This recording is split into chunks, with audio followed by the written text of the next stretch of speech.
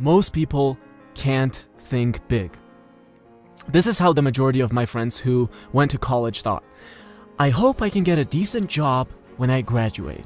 Like, not even a good job, just a decent job. That was their biggest plan for their life, finding a decent job.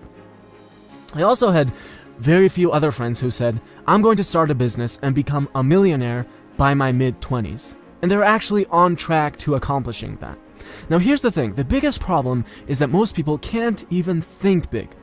And I always make sure to point out that yes, this is just the first step. There are so many other things you need to do to be successful after you're able to think big. Otherwise, that is what's called being delusional. But if you can't even do the first step right, there is no hope. If your biggest vision for yourself is to find a decent job, just like it is for most people, you can't expect anything great to happen. It's like setting up your finish line 100 meters from you every time you run.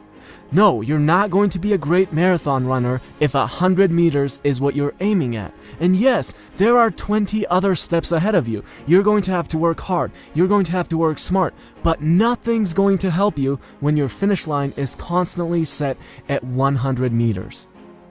Value yourself and believe in yourself. I know that sounds kind of cliche, but here's the thing. Most people I know can't even believe that one day they could be making millions. They can't even entertain that thought for a second. Most guys I know don't think that they actually deserve that beautiful girl. Most people I know don't actually think that they deserve to be around successful people. And here's the thing, you're putting a very low price tag on yourself. And guess what? You can't expect people around you to put a higher price tag on you. If you don't even like yourself, how can you expect others to like you? If you want me to be your business partner and you don't even believe that you could make millions, why am I going to even consider working with you? If I'm a girl and you don't even think that you deserve me, why should I think that you deserve me? No one's ever going to value you or believe in you if you can't even value and believe in yourself. There is a lot of truth to what Henry Ford was saying. The man who thinks he can and the man who thinks he can't are both right. And finally, excuse-itis. I remember I was a little kid and I was talking to one of my uncles or something, and he was telling me how much he knew about success or whatever. So I asked him, well, if you know all about success, how come you're not successful? And his kids were running around nearby, and he pointed at them, and he said, that's why. And even as a little kid, that made me nauseous. But that's what everyone does. Excuse on top of excuse.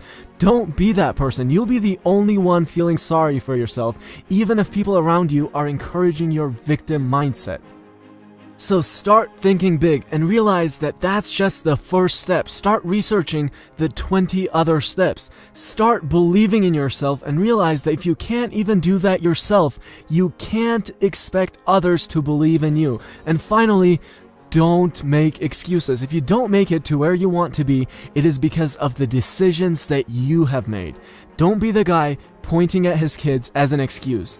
There are plenty of guys out there with more kids than you and worse circumstances than you who still figured out a way to crush it.